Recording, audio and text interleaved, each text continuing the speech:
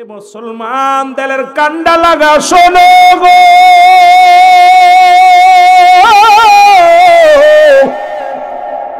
যারা আজকে আমার নবীর রাখাল বললা গো, তোমাদেরকে একবার কলিজা কাঁপে না? কোন নবীর বিরোধিতা করো তোমরা? ও যুবক, আমার নবীজিও রাষ্ট্র পরিচালনা করেছেন, শুধু রাখাল ছিলেন না রে মুসলমান। ইয়া দ্বারা প্রমাণ করে দিয়ে গেলেন উম্মতিরা গো, এই পৃথিবীর মধ্যে যদি কোনো উম্মত এমপি হয়, মন্ত্রী হয়, এই পৃথিবীর মধ্যে যদি কোনো টাকাওয়ালা পয়সাওয়ালা হয়, সে যেন অহংকার না করে। আমার নবীকে আগেই বলছি, বেনাত উত্তম ব্যবহার, উত্তম আখলাক। নবী স্বামী হিসেবে নবী শ্রেষ্ঠ, নবী বাবা হিসেবে শ্রেষ্ঠ, নবী হিসেবে শ্রেষ্ঠ, রাষ্ট্রনায়ক হিসেবে শ্রেষ্ঠ। পৃথিবীর মধ্যে যেদিকে তাকাবেন সেদিকেই শ্রেষ্ঠ নবী আমার। সেই শ্রেষ্ঠ নবীর উম্মত হলাম আমরা। জোরে জোরে চিল্লায় বলা যাবে না, ঠিক কিনা? ও যুবক, দিলের কান্ডা লাগা শোনো গো, যারা বলে আমার নবীরে, ও মুসলমান শোনো, একটা কথা বলতে চাই, কারণ ভিতরে অনেক ব্যথা। কারণ এই চাঁদপুরের জমিনে অনেক নবীর আশিক আছে গো। আজকে যদি আশিক না হতে ঠান্ডা মাটির মধ্যে এই 12টা পর্যন্ত এই পাগলেরা বসে থাকতো না, সব পাগল বাড়িতে ঘুমাইতো। এই আশিক পাগলেরা রহমতের চাদর নিয়ে বসে আছে রে পাগলেরা। শোনো, ওরে রহমাতুল লিল আলামিনকে যারা বলে, মা খাদিজা নবীজি ছিল গরিব, নবীজি ছিল মুসলমান দরিদ্র, এদের মতো বোকার পৃথিবীর মধ্যে আর কেউ নাই। কারণ মা খাদিজা রাসূল অফার দিছে না নবীজি, নবীজি খাদিজার অফার দেয় না।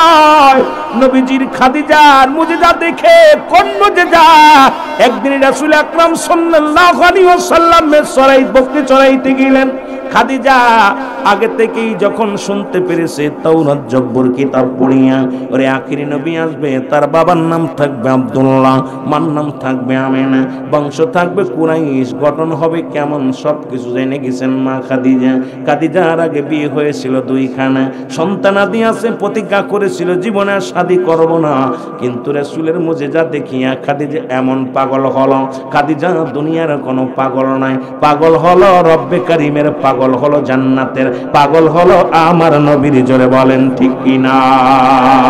জোরে জোরে চিল্লায় বলেন মারহাবা। জোরে জোরে বলেন না মারহাবা। এ আমার ভাইরা, আমার বন্ধুরা, আমার যে কথাগুলো বলি দিলের কান্ডা লাগা শোনো। মা খাদিজার বাড়িটা ছিল একটু উচ্চ জায়গা, উচ্চ টিলার উপরে বাড়িটা।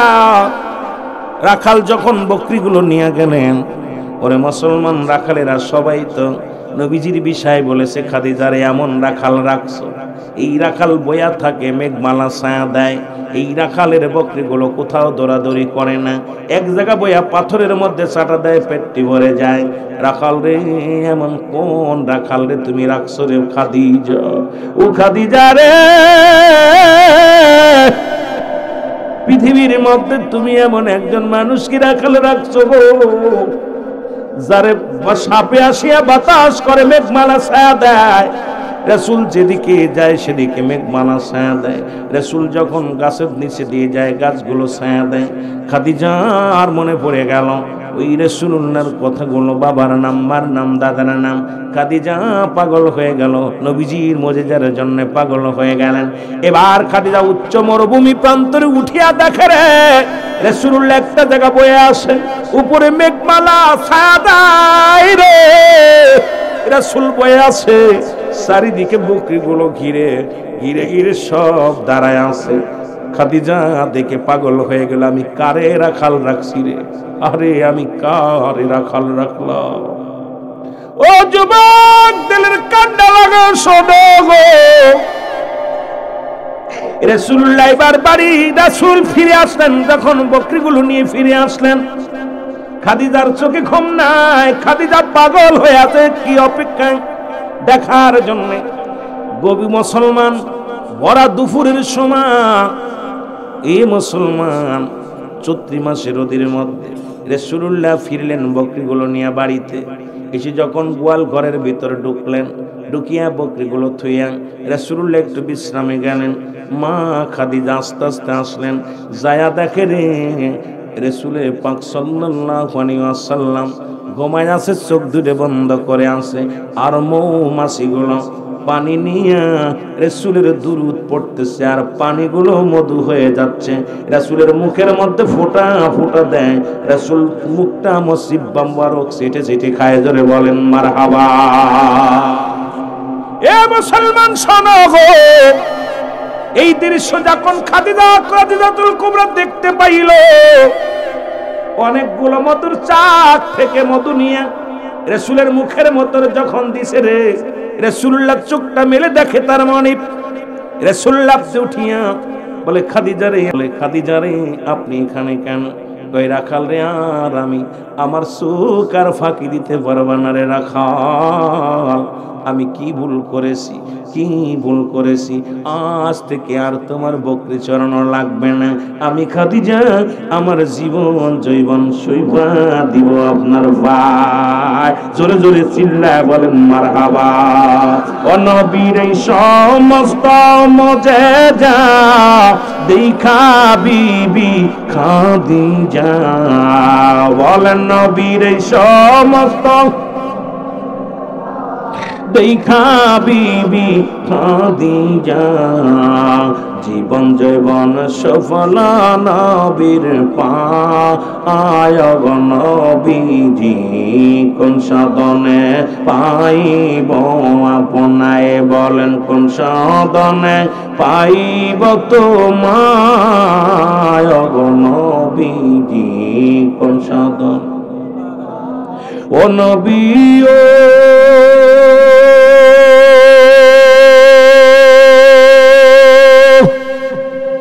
এই গোলামদের মনের বেদনা বুঝাইলে কেউ বোঝে না, ও নবী ও এই আশিকদের মনের বেদনা বুঝাইলে কেউ বোঝে না, শোনাইলে কেউ শুনিতে চায় না, ও থাকতে যদি নাহি পায় মইরা গেলে হবে কি উপায়, বলো থাকতে যদি আমি মইরা গেলে কি উপায়, আপনি বিনে দরদি কেউ নাই গো নবীজি, কোন সাধনে পাইব আপনায়, বলেন কোন সাধনে আপনায় গো নবীজি, কোন সাধনে। এ দুনিয়ার মুসলমান মা খাদিজা যখন কেঁদে কেঁদে বুক বাসায় রাখাল রে, ওরে আখিরি নবীর বৈশিষ্ট্য আমি দেখেছি তাওরাত কিতাবের মধ্যে গো, আমি নিজে চোখে পড়েছি। আখিরি নবীর নাম হবে মুহাম্মদ। আখিরি নবীর বুড়ো হবে কেমনে, চোখ দুটি হবে কেমনে, নবীর গঠন হবে কেমনে, তুমি আমার সেই স্বপ্নের মুহাম্মদ। আরে আমি ভুল করেছি, আজ থেকে আপনার কদমের মধ্যে রে আমি আপনার গোলাম, আমি আপনার দাসী, ওই চরণের দাসী হইতে চাই। এই মুনাফিকেরা শোন, ভালো করে শোন, যারা খাদিজার সম্পদ দেখে লোভে পড়েছিল আমার নবীজি শুইনা লাও রাহমাতুল লিল আলামিন রফাত দিলেন। আমার নবী কয় খাদিজারে তুমি ভুল করতেছো, আমি গরিব, আমার মা নাই, আমার বাবা নাই, আলম ইয়াজিদ ইয়াতীমান ফা। এ কুরআন বলতেছে হাবিব আমি তোমার এতিম বানাইছি। নবী ডাক দেখা আমি এতিম,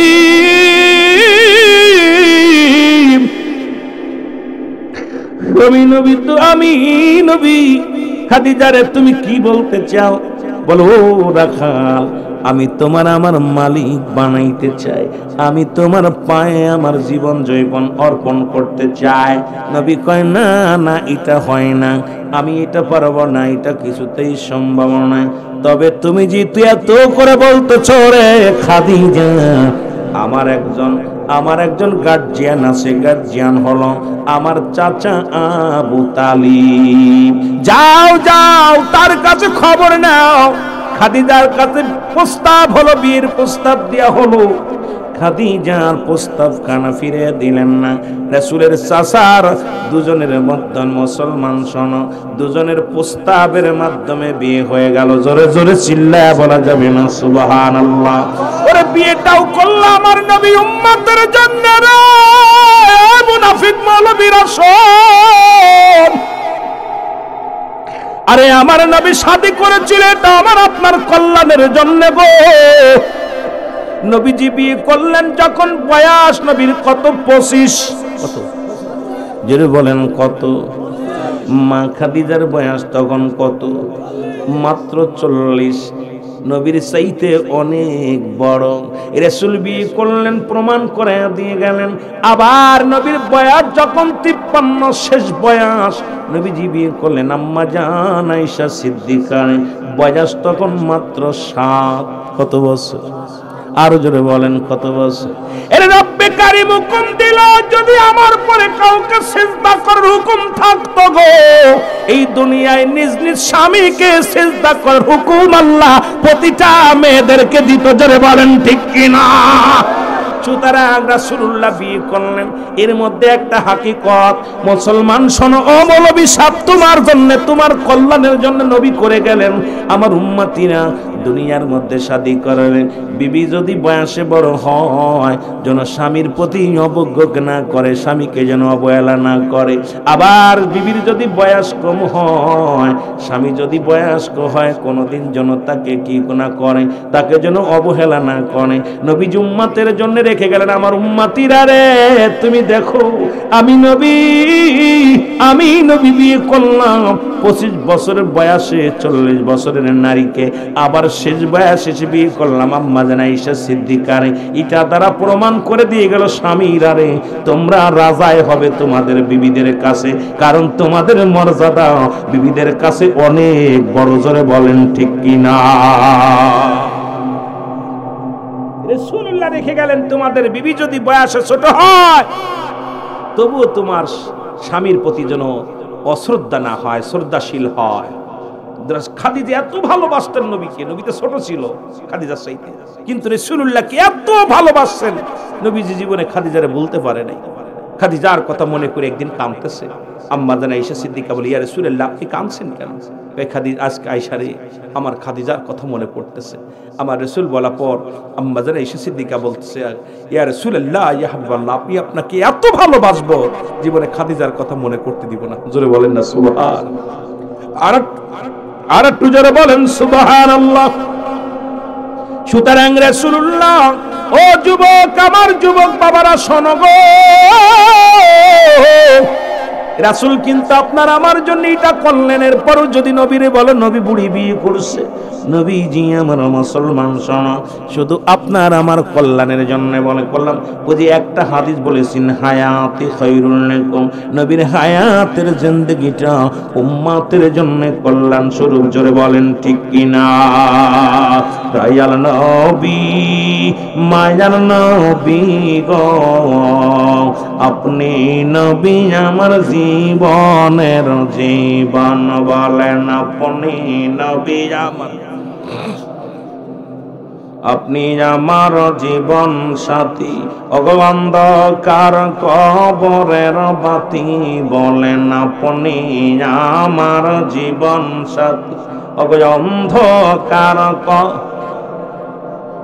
আপনাই সারা। বলেন বাঁশি কেমন এর রাহমাতাল লিল আলামিন, আপনি উম্মতের জাবিন। বলেন রাহমাতাল লিল, আপনি উম্মতের জাবিন, গুনাহগারের অতি আপনজন। আল্লাহর নবী, মায়ার নবী গো, আপনি নবী আমার জীবনের জীবন। বলেন আপনি নবী আমার। এ দুনিয়ার মুসলমান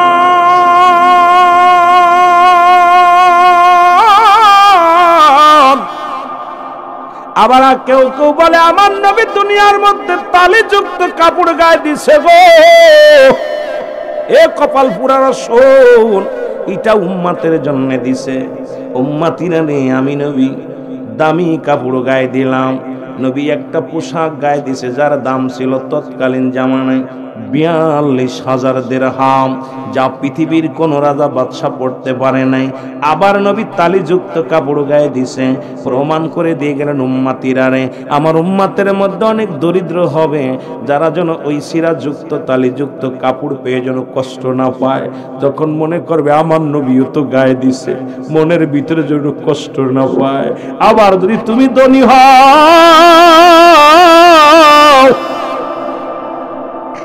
আবার যদি তুমি দামি হও, অহংকার করো না, অহংকার করো না, কারণ তোমার হাবিবটা তো দামি কাপড় গায়ে দিছে যা পৃথিবীর কোন রাজা বাদশা পড়তে পারে নাই। এই নবীর সঙ্গে কোন এই আদর্শ তোমার মধ্যে নেই। হযরত আনাস বলে আল্লাহর কসম করে বলি আমি দীর্ঘ 10টা বছর নবীর খেদমতে ছিলাম রে। কয় বছর? 10 বছর খেদমতে ছিলাম। আল্লাহর কসম করে বলি কত ভুল করেছি আমি নবীর শানে। নবী পানি চাইলে ঠান্ডা পানি চাইলে আমি গরম পানি নিয়ে দিতাম, নবী স্যান্ডেল চাইলে জুতা নিয়ে দিতাম, নবীজি বিছান বানাইতে বললে উঠায়া দিতাম। কত ভুল করেছি আল্লাহর কসম করে বলি আমার নবীজি কোনোদিন থমক দিয়ে কথা বলে নাই। আর আমার দেশের মৌলবীরা নিজের পিএসরে তো ধরে পিটায়, কিষেনরে ধরে পিটায়, কর্মচারীরে ধরে পিটায়, আবার নবীরে গালি দিছে ভরা ভরা যুবক শহর, তোর মতো কপাল পোড়া যুবকের আমাদের দরকার নাই, রাসূল তোর মতো বড়া পড়া মৌলবীর দরকার নাই। তুমি মৌলবী, তোমার দ্বারায় তোমার এই আঘাতে মানুষ সহ্য করতে পারে না রে। আর রহমতের নবী তার কর্মচারী 10টা বছর রাসূলুল্লাহর খেদমতে ছিলেন।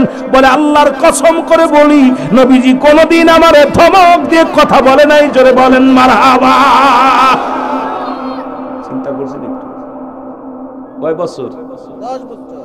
এরা আপনারা বাড়ির মানুষদের ধরে পিটান, জুতা দিয়ে পিটান, লাঠি দিয়ে পিটান, বড় কষ্ট। রাসূলের আদর্শ সেইটা আমাদের ভিতরে আসার দরকার। এই জন্যই বলছেন বাইয়িনাত, উত্তম আখলাক, উত্তম চরিত্র। কেমন ছিল নবী স্বামী হিসেবে শ্রেষ্ঠ কেমন ছিল? আম্মা জান খাদিজাতুল কুবরা বলেন আমি যখন কোন রান্নার কাজে থাকতাম, ব্যস্ত থাকতাম, খোদাকে কসম করে বলি রাসূলুল্লাহ আমাকে সহযোগিতা করত। যখন আমি রান্না করে যেতাম আমার রাসূল অনেক সময় চুলায় আগুন আগায়া দিত, চুলায় খড়িগুলো আর কিগুলো আগায়া দিত। আমার রাসূল পানি এনে দিত, আমার নবীজির তরকার পর্যন্ত করে দিত। আমি মাঝে মাঝে বলতাম হুজুর আপনার বুঝি প্রচন্ড খিদা লাগছে, এই জন্য আমাকে সহযোগিতা করেন। আমার নবী কয় না রে খাদিজা, না, আমি তোমার এত খেদমত তোমার কাজের সহযোগিতা করি কারণ তুমি আমার অর্ধাঙ্গিনী। শুধু তাই নয়, আম্মা জান আয়েশা সিদ্দিকা বলে খোদাকে কসম করে বলি আমার পৃথিবীর মধ্যে আমার স্বামী শ্রেষ্ঠ স্বামী, কারণ আমি যত দুনিয়ার মধ্যে যত ভালোবাসা যত হক যা ছিল মুসলমান এগুলো আমার স্বামী আমাদের আদায় করেছে। আর আমার দেশে এক মৌলবী কয় নবীজি গরিব থাকার কারণে স্বামীরা স্ত্রীরা বলছে ইডা দাও ওডা দাও, নবী বলছে এত যদি ইডা চাও ওডা চাও, যদি এ বললে আমি তোমাদের তালাক দিয়ে দিব, কারণ তোমাদেরকে বাদ দিয়ে দেব, অন্য মেয়েদের অপেক্ষা আছে, আমার অপেক্ষায় নাউজুবিল্লাহ বলেন না। এ মৌলবী কেমনে ওয়াজ করলো যে রাসূলের বিবিরা, নবী গরিব ছিল, বিবিরা কইছে এটা দাও ওডা দাও এটা দাও, সোনো পাউডারে সব দাও। নবীজি বলছে তোমরা এত কিছু চাচ্ছ, তোমাদেরকে আমি আয় বাদ দিয়ে দেবো, আমাদের জন্য কত অপেক্ষা করতে। এই সমস্ত কথাগুলো রাসূলের নামে তোহমত দেয়, এদের মতো মুনাফিক দুনিয়ার মধ্যে আর কেউ নাই। জোরে বলেন ঠিক কিনা? এই জন্য আল্লাহ কমিনান নাস মানুষের মধ্যে মায়া করু, তারা বলবে আমান্না তোর ঈমান আনছে বিল্লাহি আল্লাহর প্রতি, অবিল আখিরা কিয়ামতের প্রতি বিশ্বাস স্থাপন করছো। মা হুম বিমুমিনিন মুনাফিক। আমি এটা আশ্চর্য হয়ে গেছি, আমার রাসূলকে বলতেছে রাসূল গরিব ছিল, বউরা খালি বায়না ধরত। আপনারা শুনছেন না? রাসূল বায়না ধরত রাসূলের কাছে, রাসূল বলছে তোমরা যেভাবে বায়না ধরছো আমি তোমাদেরকে তালাক দিয়ে দেব। আরে এই কথাগুলো যাদের জবান দিয়ে বাইর হতে পারে, এরা আর জানতেন আমার মুসলমান তো দূরের কথা, কাফেররা তো হইতে পারে না। কোন কাফেরের মুখেও তো আমার রাসূলকে নিয়ে এত বড় কথা বলতে পারে না। জোরে বলেন ঠিক কিনা, আরো জোরে বলেন ঠিক কিনা। এ আমার যুবক ভাইয়েরা, সাবধান হয়ে যেতে হবে। রাসূল বলে গেছি রাসূলের দরবারে, এক সাহাবী যে বলে, ইয়া রাসূলুল্লাহ, ইয়া হাবিবাল্লাহ, নবী গো, আমরা রাস্তা দিয়ে আসতেছিলাম, দেখি পথের মধ্যে একটা পাখির গায়ে লেখা আছে লা ইলাহা ইল্লাল্লাহু মুহাম্মাদুর রাসূলুল্লাহ সাল্লাল্লাহু আলাইহি ওয়াসাল্লাম। নবীজি নীরব আছেন। নবীজি নীরব থাকলেন। সাহাবীরা বলে, হুজুর হুজুর হুজুর। নবীজি বললেন, বাকি অংশটা বলো, এর পরের অংশটা তুমি বলো। সাহাবীরা বলে, হুজুর বাকি অংশটা হলো তাদের গায়ের মধ্যে কালেমা লেখা আছে, ঠোঁট দিয়ে ময়লা খায়। কি খায়? ঠোঁট দিয়ে ময়লা খায়। এখন আর বুঝতে বাকি নাই, আমার দেশে কত আজারি পাজারি আসলো, কত মুফতি মুহাদ্দিস আসলো, তাদের লিবাসের মধ্যে নবী, টুপির মধ্যে নবী, দাড়ির মধ্যে নবী, পাগড়ির মধ্যে নবী, অন্তরের ভিতর নবী নাই। এরা হলো দুশমনের রাসূল। জোরে বলেন ঠিক কিনা। সাবধান, এরা উপরে ফিটফাট, তলে সদরঘাট, আশিকে রাসূল। নবীজি বললেন, বাকি অংশটা বলো, কি অবস্থা? বলে, হুজুর কালেমা ঠিক লেখা আছে, কিন্তু মুখ দিয়ে ময়লা খাচ্ছে।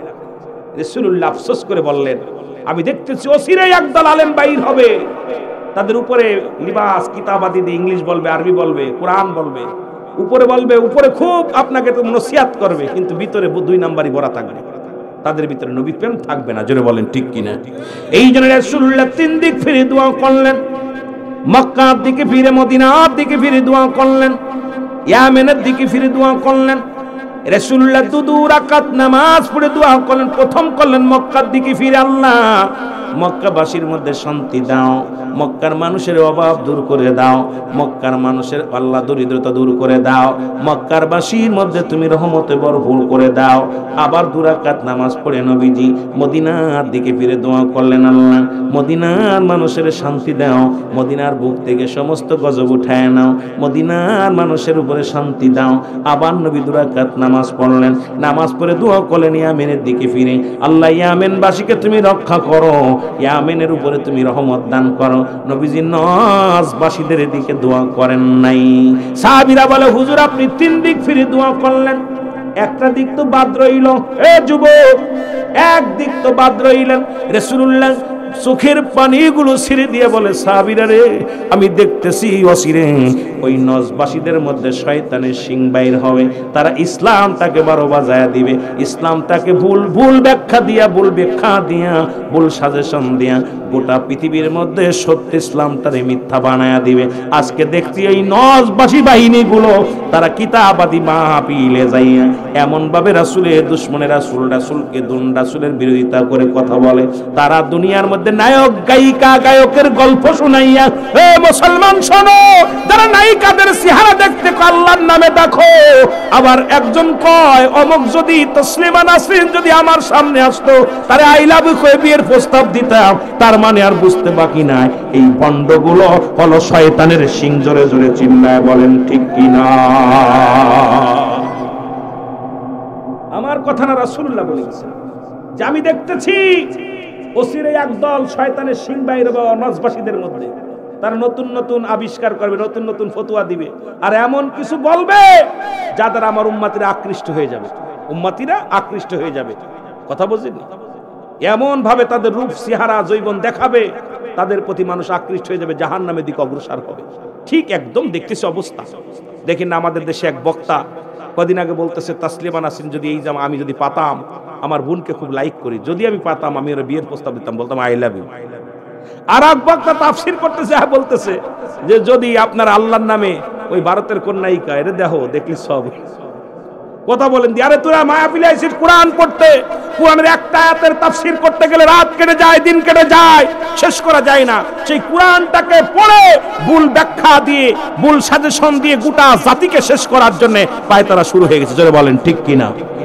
এই জন্য রাসূল বলে গেছেন, এমন একটা জামানা আসবে আগুন হাতের উপরে রাখা যাবে, কিন্তু ঈমান রাখা যাবে না।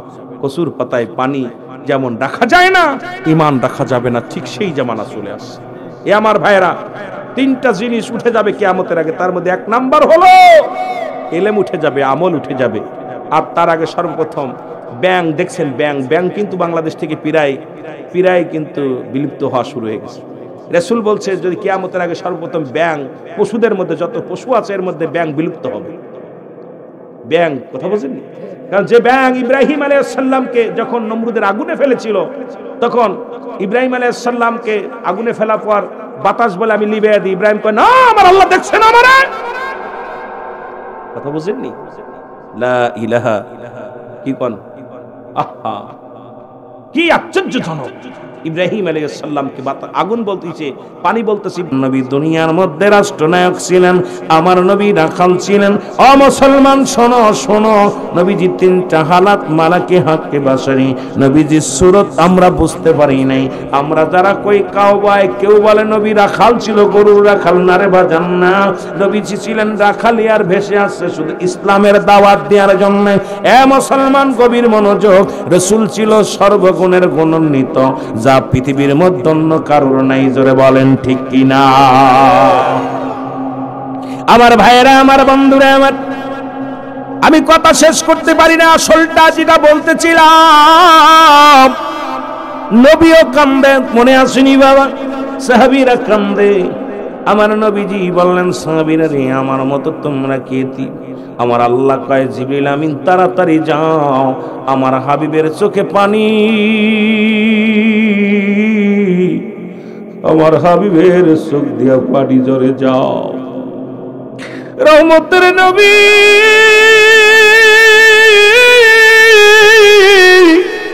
ও আমার নবী গো,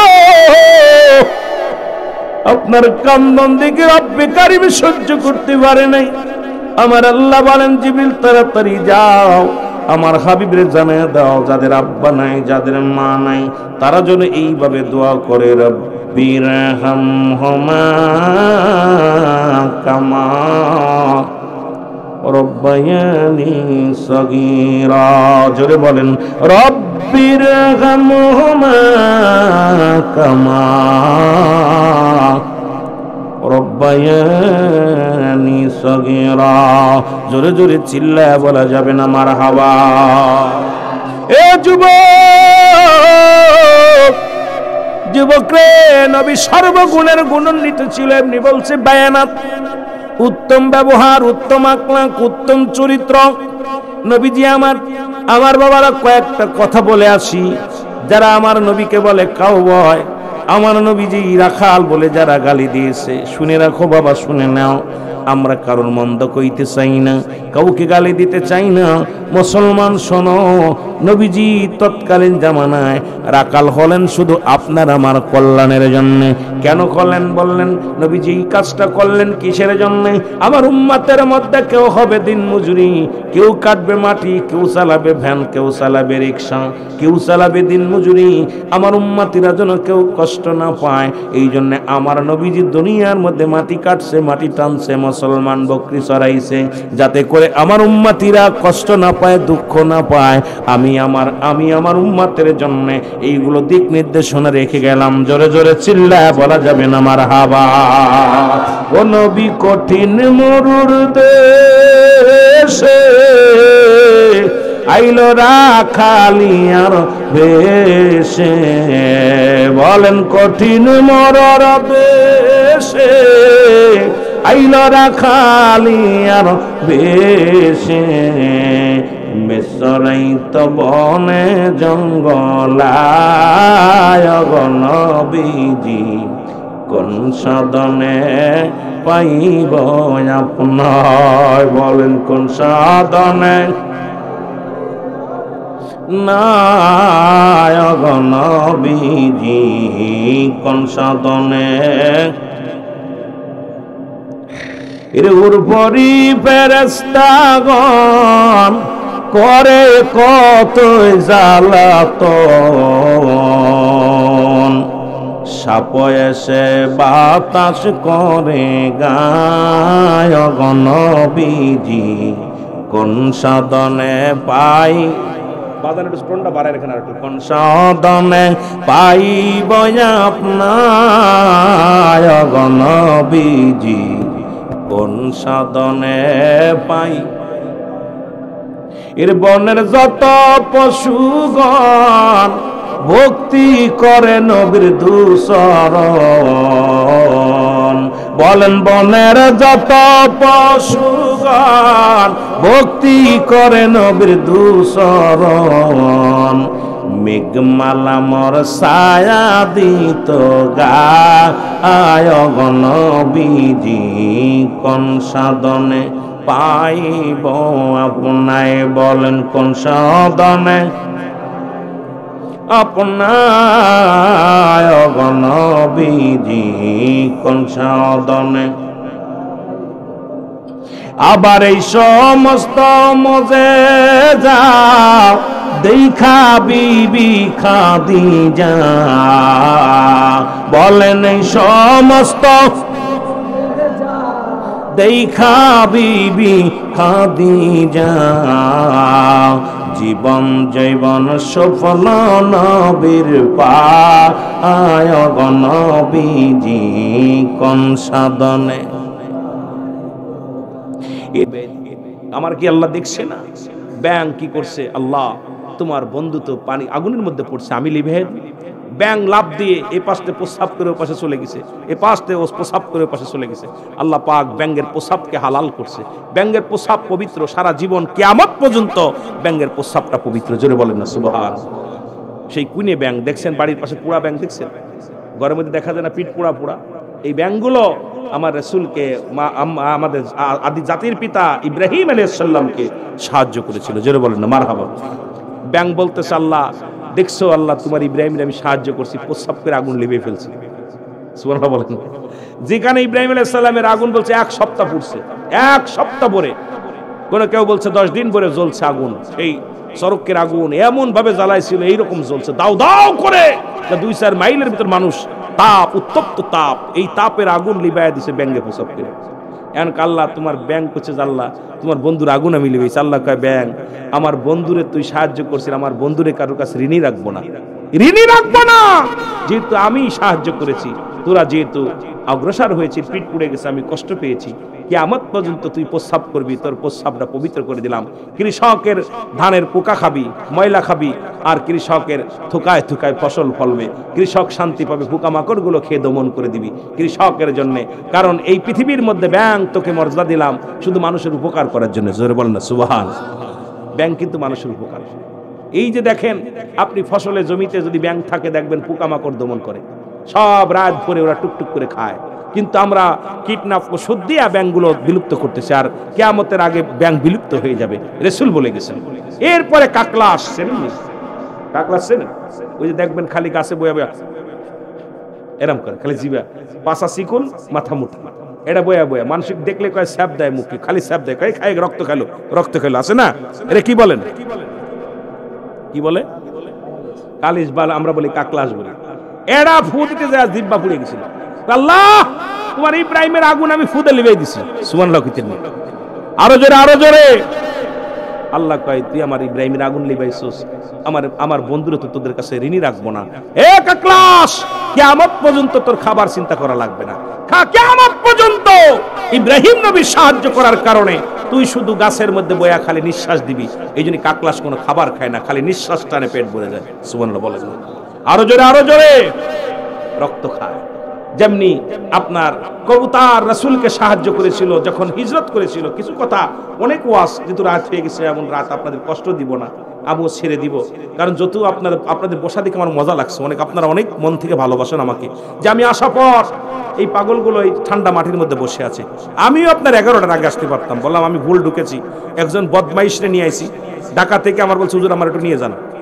এরা নিয়ে আসতে যায়, ও আমার ওই পাশে এই পাশে না ঢুকায় বলছে হুজুর এমিন, ওর বাড়ির কাছে একদম ঢুকছে, কইছে হুজুর এমিনতে গেলে এক অল্প পথ।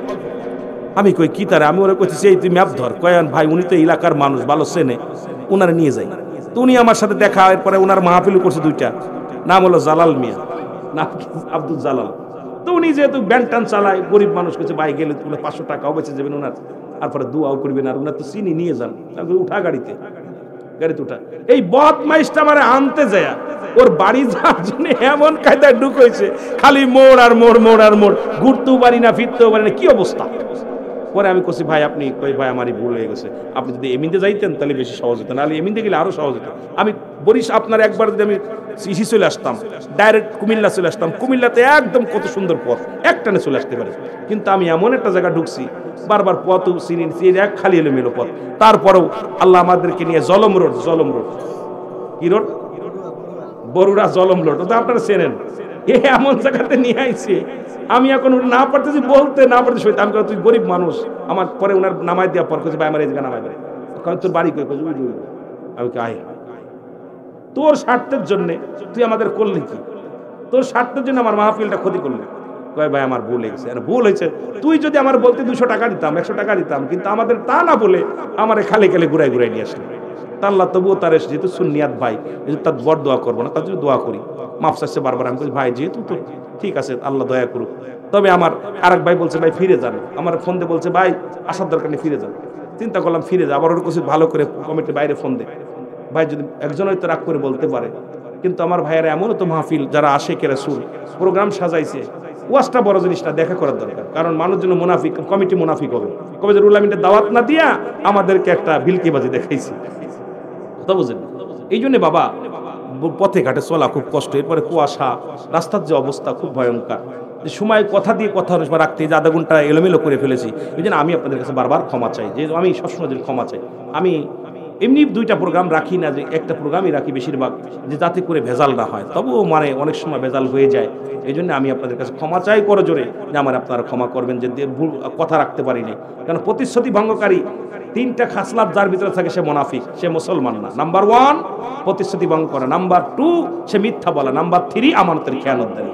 সুতরাং আপনারা এই যে ভুল হলো আমার, আমি বললাম 11টা ধরতে পারি নাই, তা আমি আপনাদের 1 নম্বরই কথার প্রতিশ্রুতি ভঙ্গ করছি।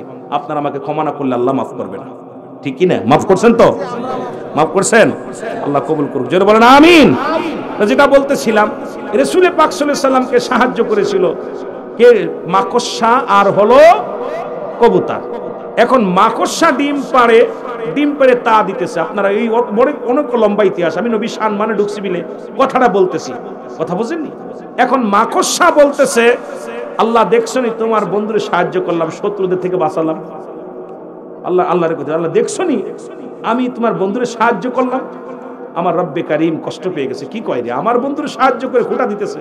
এই মাকড়সা শোন, কিয়ামত পর্যন্ত শুধু জাল বানাবি, তোর খাবারের টেনশন নাই। কারণ আমার বন্ধুরে সাহায্য করার জন্য খুব দ্রুত জাল বুনেছিলি, তুই কিয়ামত পর্যন্ত খালি মাকড়সা খালি জাল বানায়, সারা দিন ভরে বয়া থাকে, দিন ভরে জাল বানায়, খালি জাল। আর জালের মধ্যে পোকা মাকড় গুলো এঁটে যায়, বয়া খায়, ও আহার করার জন্য দৌড়ানো লাগে না, খালি জালের মধ্যে মশা মাছি সব এঁটে যায়। জোরে কোন ঠিক কিনা? কারণ ও খাবার জন্য আমার বন্ধুরে সাহায্য করছি, খুলে আরামে খাবি, খালি ঘর বানাবি। কবুতর কো আল্লাহ দেখছনি তোমার বন্ধুরে কিরাম সাহায্য করলাম, ডিম পাইরা দিয়া বাসা বানায় বয়া থাকলাম। আল্লাহকে কিতা কয় রে, আমার বন্ধুরে সাহায্য কইরা আবার কথা কইতাছস? শোন, কিয়ামত পর্যন্ত কবুতর তোদের বাসা বানানো লাগবে না, তোদের বাসা মানুষে বানাবে। দেখবেন কেউ বানায় আপনার তক্তা দিয়ে, কেউ বানায় কাঠ দিয়া, কেউ বানায় সোটা দিয়া, যদি কিছু না পারে এটা ঝুড়ি বেঁধে দেয়, ঠিক? কবুতর নিজের ঘর নিজে বানায় না, কে বানায়? মানুষে। জোরে বলেন ঠিক কিনা? কবুতর কে বানায় বাসা? কথা কয় না কেন? কয় তোর বাসা বানালো, আজকে বাসা বানাতে কষ্ট হয়েছে তোর, তাড়াতাড়ি খুব কষ্ট করছিস, তোর বাসা জীবনও বানানো লাগবে না, তোর বাসা বানায় দিবে মানুষে সুন্দরভাবে। কত সুন্দর সুন্দর কবুতরের ঘর বানায়। আহা, কি নবীরে সাহায্য করার কারণে এত আল্লাহ পাক বলে আমার বন্ধুরে আমি কারোর কি রাখবো না, কারোর আমার কি রাখবো না, ঋণই রাখবো না। তোরা আমার বন্ধুরে সাহায্য করেছিস, আমিও তোদেরকে এত নিয়ামত দান করলাম। জোরে বলেন মারহাবা। এর নবীজির প্রেমের কথা বলবো রে কারে, বল নবীজির শানের কথা বল, আরো জোরে বল নবীজির প্রেমের কথা বল। কি বলবো মহিমা, নবী বলেন ফাতিমা যেতে হবে মারে মাটির কবরে, নবীজির গুণের কথা বল, লাইলাহার কালেমা পড়েন যত উলামা, জবান করবে বাহির আল্লাহ আসানে, নবীজির শানের কথা বল বরে কারে, বলেন নবীজির প্রেমের কথা। নবীজি বলে ওয়াফাতি খায়রুল লাকুম ওয়া মামায়াতি খায়রুল লাকুম। মজার একটা বিষয়, রাসূল বললেন উম্মতিরা এই দুনিয়া থেকে বিদায় নিলাম উম্মতের কল্যাণের জন্য। সুবহানাল্লাহ বলেন। যদি কোন উম্মত পৃথিবীর মধ্যে যদি ভালো কর্ম করে, মুসলমান জনাব আবু ইউসুফ সাহেব ভালো কাজ করেছে, আমার নবী ডাক দে কয় রব্বে কারীম, তোমার ইউসুফ সাহেব, আল্লাহ আব্দুল্লাহ খান সাহেব, আল্লাহ দয়া করে জহিরুল ইসলাম সাহেব, আল্লাহ ফারুক হোসেন সাহেব, মুজিবুর রহমান সাহেব ভালো কর্ম করেছে, আমি তোমার দরবারে প্রশংসা করি আল্লাহ আমার উম্মতের হইয়া। আবার যদি কোন উম্মত গুনাহের কাজ করে গো, নবী কয় উম্মতিরা রে, আমি নবী রব্বি করিমের দরবারে ইস্তেগফার করি, মাফ চাই। ও মুসলমান, আল্লাহ আমার মুজিবার মিয়া গুনাহ করেছে, আল্লাহ মাফ করে দাও। অন্যায় করে ছেলে মাফ চাই বাবায়, অন্যায় করে গ্রামের ছেলে মাফ চাই চেয়ারম্যান মেম্বার যাইয়া। এমন নবীর উম্মত হইলাম, ভুল করি আমি ক্ষমা চাই আমার নবী। কোন গুণে যিনি সর্বগুণের গুণান্বিত, রহমতে আলম গো নবী, সর্বগুণের গুণী গো নবীজি, দয়ালের দয়াল তুমি গো নবী, তুমি পারের কান্ডারি গো নবীজি, মায়ার নবী তুমি গুণমণি, বলেন দয়াল নবী। আল্লাহ তোমায় পাঠাইল গো নবী, রহমতের খনি গো নবীজি, মায়ার নবী তুমি গুণমণি, বলেন দয়াল নবী। এমন সর্ববাইয়্যিনাত, উত্তম আখলাক, উত্তম চরিত্র, উত্তম গুণাগুণ। কারণ আপনার কাছে আমার নবীর বিবির কাছে বিবিরা সার্টিফিকেট দিচ্ছে আমার নবী প্রিয়। নবীর রাখাল যারা নবীর যার কারণে নবীর কাজ কাম করছে, নবীর যারা কর্মচারী ছিল, তারা কয় নবীর মতো তুলনা হয় না। নবীর সাহাবীরা বলে নবীর সঙ্গে তুলনা হয় না। নবীর কোন দিকে মৌলবী তুমি আমার নবীর দোষ ধরবা? আমার নবী বাইয়্যিনাত, উত্তম আখলাক, উত্তম চরিত্র, উত্তম গুণ, যা পৃথিবীর কোন নবী রাসূলকে দেওয়া হয় নাই। এই নবীর উম্মত হতে পেরে আপনারা খুশি না বেজার? আরো জোরে বলেন খুশি না বেজার? সুতরাং ফজরের নামাজ আপনারা পড়বেন, আমি আর আপনাদেরকে কষ্ট দিব না। একটা বাজতে চললো, কয়েক মিনিট বাদ আছে, মুনাজাত হবে, দোয়া হবে, কারণ আপনাদেরকে নিয়ে দোয়া হবে। তা আপনাদের কাছে আমরা করজোরে দাবি করব, যে যেখানে আছেন ভিতরে চলে আসেন, নবীজি কার একটু সালাম জানায়া, নবী সালাম ইয়া রাসূল সালাম আলাইকা, ইয়া হাবিব সালাম আলাইকা।